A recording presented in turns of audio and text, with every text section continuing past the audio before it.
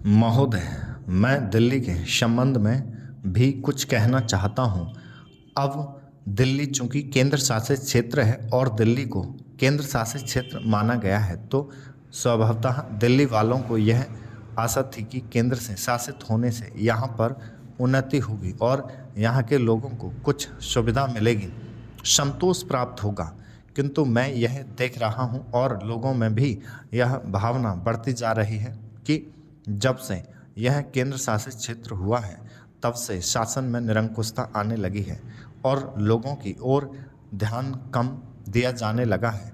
इसलिए मैं यह कहना चाहता हूं कि दिल्ली प्रशासन के पुनर्गठन के ऊपर पुनः जोर दिया जाना चाहिए और हो सके तो उसके लिए एक समिति बैठा दी जाए और उसके लिए सोचा जाए कि दिल्ली का प्रशासन किस तरह का होना चाहिए। मैं चाहता हूं दिल्ली के प्रशासन के संबंध में आप विचार करें।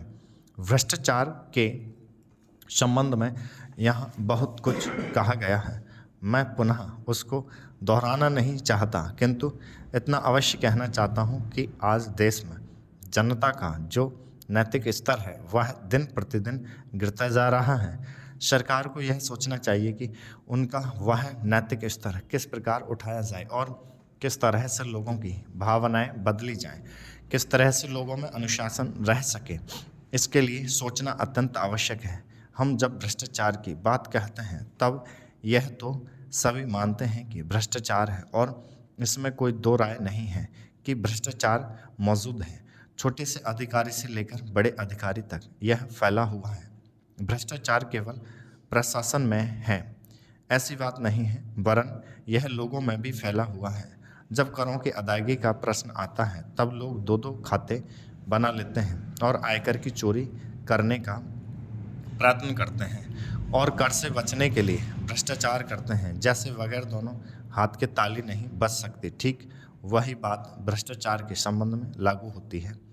भ्रष्टाचार के निवारण के लिए जितना अधिकारियों का कर्तव्य है, उतना ही कर्तव्य जनता का है।